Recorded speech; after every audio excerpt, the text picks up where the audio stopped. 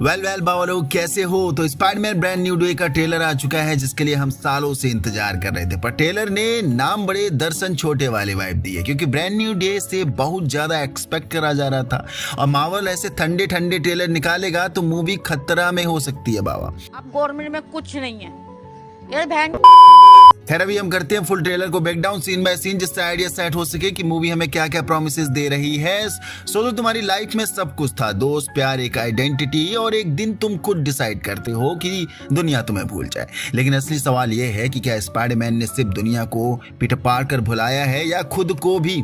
Spiderman brand new day का trailer एक simple comeback नहीं है, ये एक ब्रोकन हीरो की रीबिल्ड स्टोरी है जहां हर चीज धीरे धीरे कंट्रोल से बाहर आ रही है। ट्रेलर स्टार्ट होता है डायरेक्टली उस इंपैक्ट से जो नो वे होम ने छोड़ा था। पीटर पार्कर अब ऑफिशियली एग्जिस्ट ही नहीं करता है किसी की मेमोरी में। नेड, एमजे आर हैप्पी लेकिन सब उससे भूल चुके हैं। बट यहाँ एक इंपॉर्टेंट डिटेल, पीटर ने अपनी लाइफ आगे बढ़ाने की कोशिश नहीं की, इंस्टेड वो बस उन्हें दूर से देख रहा है जैसे एक इनविजिबल इंसान। और एक इमोशनल लेयर वो बार बार रिहर्स करता है कि कैसे वो उन्हें सच बताएगा। मतलब क्लियरली पीटर मेंटली अभी भी उसी जगह अटका हुआ है जहां उसने नो वे होम में छोड़ा था।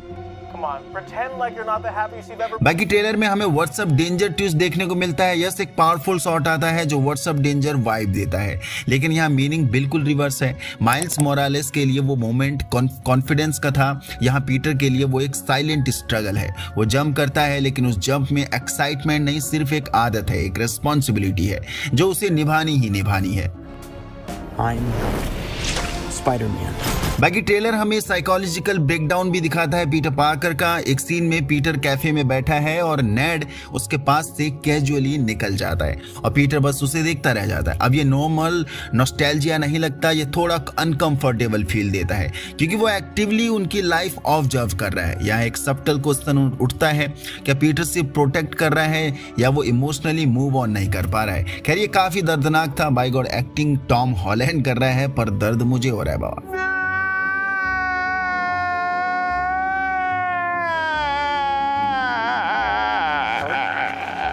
देन एक स्ट्रेंज मोमेंट, स्पाइडरमैन को की टू द सिटी दिया जा रहा है। सरफेस लेवल पर ये एक ऑनर है लेकिन कॉन्टेक्स्ट में ये कंफ्यूजिंग है क्योंकि टाइमलाइन मैच नहीं करती है।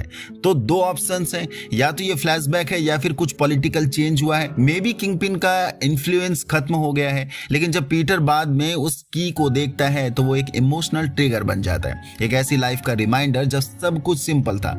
और यहाँ डायरेक्ट कॉमिक कनेक्शन आता है। ब्रांड न्यू डे आर्क में भी पीटर की लाइफ टेम्पररी स्टेबल होती है लेकिन फिर एक बड़ा कोलैप्स होता है। मतलब फिल्म का नाम ही हिंट दे रहा है, ये न्यू बिगिनिंग एक्चुअली एक सेटअप है डाउनफॉल का। The only way to stop it was to make everyone.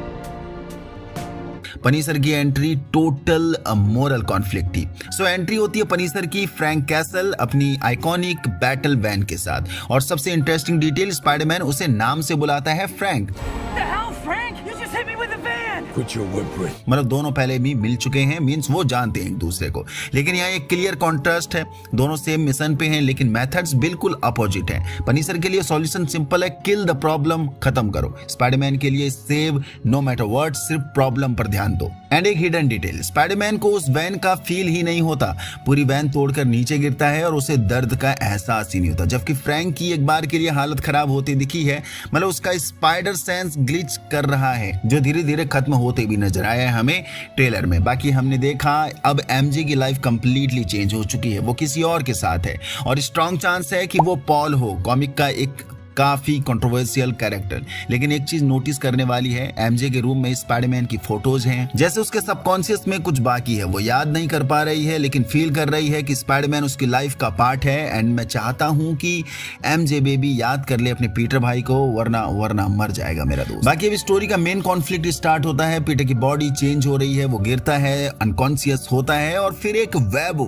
Cocoon में उठता है, मींस इस बड़े से मकड़ी के जाल में। ये बहुत बड़ी डिटेल है क्योंकि ये डायरेक्टली दो कॉमिक कॉन्सेप्ट्स को मिक्स करता है। फर्स्ट 1980s की म्यूटेशन स्टोरी लाइन को और second spider totem mythology. Spider totem concept के अकॉर्डिंग स्पाइडरमैन सिर्फ एक एक्सीडेंट नहीं बल्कि एक मिस्टिकल रोल है मल्टीवर्स में बैलेंस मेंटेन करने के लिए। और ऑर्गेनिक वेबिंग मींस उसके अंदर से जाल निकालना, ये भी इसी माइथोलॉजी का पार्ट है।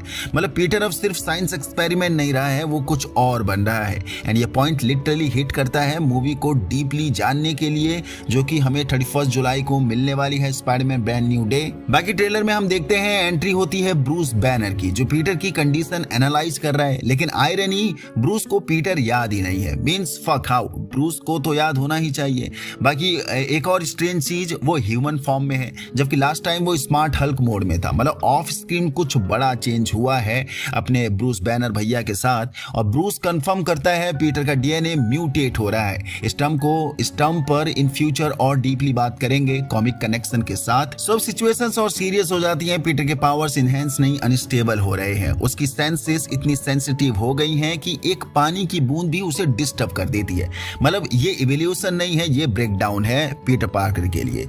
जीन ग्रे की एंट्री, एक्समैन कनेक्शन भी देखने को मिला है हमें ट्रेलर में। यस, एक मिस्टीरियस कैरेक्टर सैडी सिंक जो टेलीपैथी और टेलीकिनेसिस या तुम कह सकते हो टेलीकिनेसिस यूज कर रही है, और ऑलमोस्ट कंफर्म लग रहा है ये जीन ग्रे हो सकती है। अगर ये सही है तो ये एमसीयू में एक्समैन का प्रॉपर एंट्री पॉइंट हो सकता है, और स्पाइडरमैन का इससे कनेक्ट होना, मतलब स्टोरी अब सिर्फ स्ट्रीट लेवल नहीं है, ये वाइड एंगल पर एक बार फिर मल्टीवर्सल एंगल पर मामला जाते दिख रहा है। बाकी हमें ट्रेलर में स्कॉर्पियन भी वापस आता दिखा है, लेकिन वो स्पाइडरमैन को अटैक नहीं करता बल्कि उसे वार्न कर रहा है। तो ऐसे में ये मान लिया जाए कि स्कॉर्पियन डैमेज कंट्रोल का एसेट बन चुका है।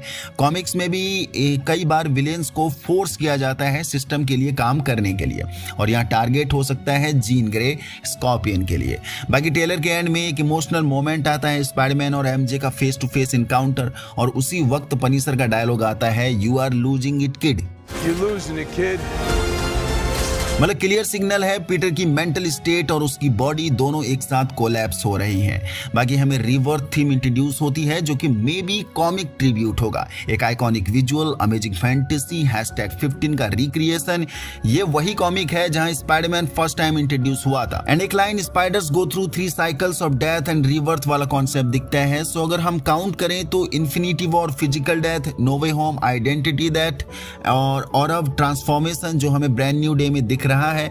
मतलब ये थर्ड फेज है, rebirth means new identity, new life starting. बाकी ट्रेलर के एंड में हमें बूमरैंग एंड तारंटुला जैसे विलेंस भी दिखते हैं, जो इंडिकेट करता है कि स्टोरी ग्राउंडेड भी रहेगी। यानी एक तरफ मल्टीवर्स और म्यूटेशन, और दूसरी तरफ स्ट्रीट क्राइम। सो इतनी सारी जिम्मेदारी हमारे पीटर पार्कर पर कहां मैनेज करेगा हमारा पीटर भाई। बाकी ट्रेलर के एंड में एंट्री होती है द हैंड ग्रुप की, एक डेडली निंजा क्लैन जो स्पाइडरमैन को एग्जीक्यूट करना चाहते हैं। कॉमिक में ये लोग बीस्ट नाम के डिमोनिक एंटिटी को वर्शिप करते हैं, जो डेथ और रीबर्थ का सिंबल है। मतलब उनका स्पाइडरमैन के पीछे पड़ना रैंडम नहीं है, वो शायद उसके ट्रांसफॉर्मेशन से कनेक्टेड है। तो अब सबसे बड़ा सवाल ये आता है कि क्या पीटर पार्कर अपनी पावर को खो रहा है, या वो एक ऐसी चीज बन रहा है जो स्पाइडरमैन से भी ज्यादा डेंजरस है। और अगर ये सच में उसका ब्रांड न्यू डे है तो इस बार स्पाइडरमैन हीरो बनेगा या कुछ और, ये तुम बता के जाना नीचे कमेंट बॉक्स पर। यहाँ तक पहुंच गए तो आपको वीडियो पसंद आए तो लाइक कर दीजिए, नया हो तो चैनल को सब्सक्राइब कर दीजिए। And yes, Spiderman brand new day का ट्रेलर आज आ चुका है, एंड हम अब लगातार